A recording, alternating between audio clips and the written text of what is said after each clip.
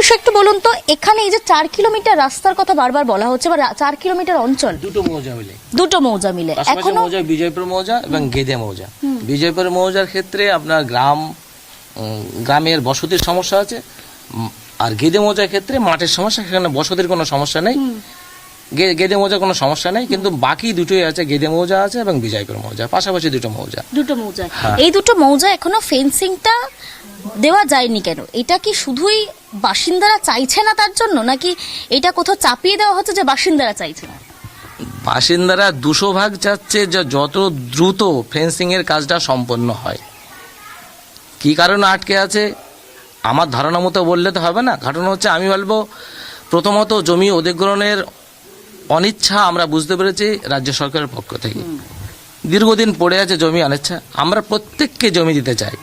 বিজয়পুরের ক্ষেত্রে জমি দেবে না এমন, বিজয়পুর বা এই দুই মৌজাতে অবস্থিত যত জমির মালিক আছে প্রত্যেকেই মানে স্ব আগ্রহে জমি দিতে চায়। কিন্তু এখানে দুটো সমস্যা তৈরি হয়েছে। একটা জমির মূল্য নির্ধারণ নিয়ে। আমাদের যখন মূল্য নির্ধারণ করা হয়, এখানে জমির শ্রেণী অনুযায়ী মূল্য নির্ধারণ করা উচিত। যেমন ভিটে জমি, তারপরে বাগান, তারপর হচ্ছে আউশ, এরকম কোনো কিছু নীতি না মেনে একদম সবথেকে পশ্চিমবাংলার মধ্যে সবথেকে কম মূল্যে 57,000 টাকা শতক হিসাবে গ্রহণ করা হয়েছে। এরকম মূল্য ভিটে এবং আউশ এবং বাগান সবই একই মূল্যে জোরপূর্বক এই দামটা মেটানো হওয়ার চেষ্টা করছে। এখানে যারা স্বআগ্রহে নিতে চেয়েছে তারা জমি অলরেডি টাকা নিয়েছে, কিন্তু কিছু লোক এখনো এই মূল্যটাকে মানতে রাজি নয়। একজন অলরেডি আইনের আশ্রয় নিয়েছে এবং বেশ কিছু লোক আইনে আশ্রয় নেয়নি। তারা আলোচনার মাধ্যমে এটা সমাধান চাচ্ছে, দ্রুত জমি দিতে চাচ্ছে এবং সঠিক মূল্যটা, মানে সঠিক বলতে ন্যায্য মূল্যটা যাতে পায় তার জন্য নিবেদন করছে, যাতে সুষ্ঠুভাবে সঠিক মূল্যে জমিটা নিয়ে দ্রুততার সঙ্গে তার কাটা সম্পন্ন হয়। আপনারা তো এই বিষয়ে লড়ছেনও, মানে আইনি প্রক্রিয়ায় লড়ছেন। আইনি প্রক্রিয়া লড়ছে একটা পরিবার, তাছাড়া আইনের প্রক্রিয়া নাই। আমরা আলোচনার মাধ্যমে এর সমাধানের চেষ্টা করছি। আলোচনা কি বিএসএফ এর সঙ্গে হচ্ছে এমন তো নয়, তাহলে কার সঙ্গে? এখানে জেলা পরিষদ, মানে সবটাই রাজ্যের সঙ্গে। জেলা পরিষদ, বিডিও এবং ডিএম এনার সঙ্গে আলোচনার। যেমন আমার ক্ষেত্রে আমি বলছি, একটা জমির আমার নির্দিষ্ট মানে জমি অধিগ্রহণ হয়েছে, জমি অধিগ্রহণ একদম অধিগ্রহণ করে আমার পিলার ভিতরে নিয়ে নেওয়া হয়েছে, অথচ তার কোনো রকমের জমি অধিগ্রহণের যে কপি, মানে আমি সেখান থেকে সম্পূর্ণ বঞ্চিত। আমি বারংবার অনুরোধ বিনোদ করেছি, কোনো কর্ণপাত একের পর এক লিখিত আমি কাগজ দেখাতে পারি, কতবার আবেদন করেছে এই জমিটা আমার নেওয়া হয়েছে, আমরা এর ন্যায্য মালিক, অথচ তার বিষয়ে যে কোনো সদুত্তর প্রত্যুত্তর কোনো ইচ্ছা আমি রাজ্য সরকারের মধ্যে খুঁজে পাচ্ছি না। এখন বাধ্য হয়ে যদি রাজ্য সরকার উদাসীনতা দেখায়, বাধ্য হয়ে আমাকে আইনের আশ্রয় নিতে হবে। আমি চাচ্ছি না আইন আশ্রয় না নিতে, কারণ আইন আশ্রয় দীর্ঘ প্রক্রিয়ার বিষয়, তাতে আমাদের তার একটা ফেন্সিংটা লেট হতে পারে, দেশেরই ক্ষতি, দেশের ক্ষতি হবে, রাজ্যের ক্ষতি হবে, দেশের ক্ষতি হবে। আমি এটা আইনের প্রক্রিয়ার মধ্যে যেতে যাচ্ছি না, আলাপ আলোচনার মধ্যেই যেতে যাচ্ছি, অথচ এত উদাসীনতা রাজ্য সরকারের মধ্যে দেখতে পাচ্ছি, সেটা আমার কল্পনার বাইরে। যেভাবে আমাদের যে রাজ্য সরকার এবং কেন্দ্র সরকারের যে কথাগুলো বলছেন, যে কেন্দ্র সরকার বলছে বারবার যে আমাদের বর্ডার ফেন্সিংটা করতে হবে, ভারতবাসীকে বাঁচাতে হবে, দেশকে বাঁচাতে হবে। এই জন্য বিএসএফ এর যেভাবে ডিউটি করতে পারে, যে ভারতবর্ষের মানুষকে সুরক্ষা দিতে পারে, আমাদের রাজ্যের পশ্চিমবঙ্গের মানুষকে আমাদের বাঁচাতে পারে, তার জন্যে তিনি বারবার দাবি করেছেন জমি কিন্তু দিতে হবে। তিনি বলছেন যে জমি অধিগ্রহণ করুন, আমি যত টাকা লাগবে আমি টাকাটা দিব। এবং এই বিষয়টা তিনি বারবার যখন চাইছেন, কিন্তু কেন্দ্র সরকার রাজ্য সরকার কোনো কর্ণপাত করেননি। এখনো পর্যন্ত তাদের জমি অধিগ্রহণ হয়নি। কৃষকরা এখনো পর্যন্ত জমি টাকা পয়সা না পাওয়ার অবধি কি করে কাজ আমাদের হবে? তো এখানে আমাদের ফেন্সিং যদি হয়ে যায়, কোনো কৃষক ভাইদের, কৃষকের কোনো অসুবিধা হবে না। আর তার জন্যই কিন্তু আমাদের এই এলাকাতে বহু মানুষের যে চুরি ডাকাতিটা হতো, যে এত কষ্ট করে বিএসএফরা ডিউটি করে, এত সুন্দরভাবে ডিউটি করে, তার সত্ত্বেও কিন্তু আমাদের মনটা রাত্রে কি জানে কি হয়ে যাবে, দেশের ক্ষেত্রে ভালো না। তার জন্য যে বারবার দেশের মানুষজন বলে যে না, আমাদের এখানে ফিনিশিং এর দরকার। আর তার জন্য চাওয়া হচ্ছে যে জমি, এখানে আমাদের যে আপনারা জানেন যে বর্ডার সীমান্ত এলাকা হবিবপুর বিধানসভা 35 থেকে 36 কিলোমিটার এখনো ফেন্সিং হয়নি। এই মালদায় জনসভা করতে এসে আবার সেই গাল ভরা মিথ্যে কথার ঝুলি তিনি বলে গেছেন। এর আগে বলেছিলেন সবাই অ্যাকাউন্টে 15 লক্ষ টাকা করে পাবে। 15 লক্ষ তো কোনো দূরের কথা, 15 পয়সা করে কারোর অ্যাকাউন্টে নেয়নি।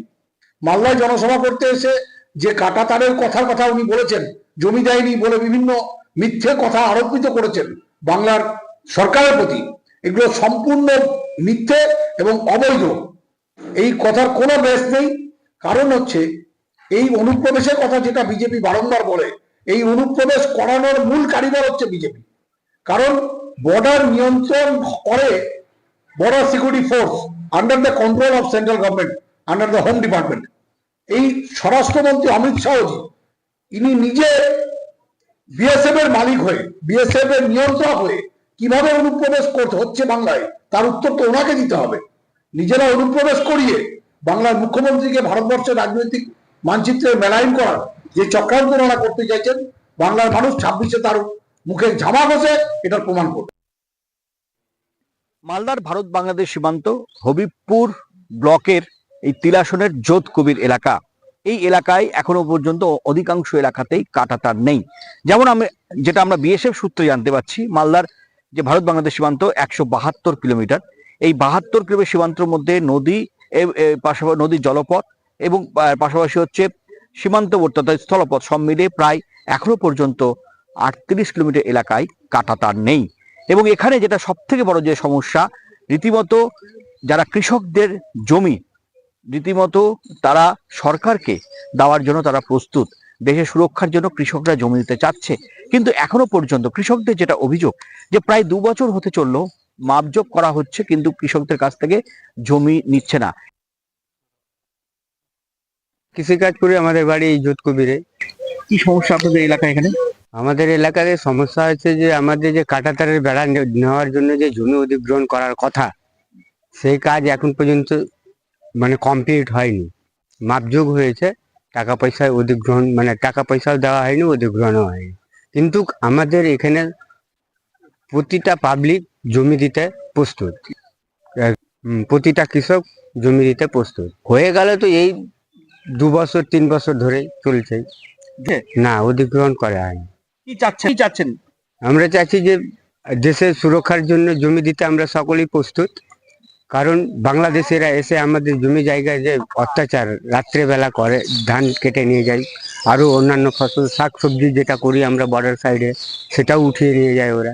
কিন্তু তার কাটা বেড়াটা হয়ে গেলে আমাদের সুরক্ষা হয়ে যাবে, আমরা চাচ্ছি প্রস্তুত।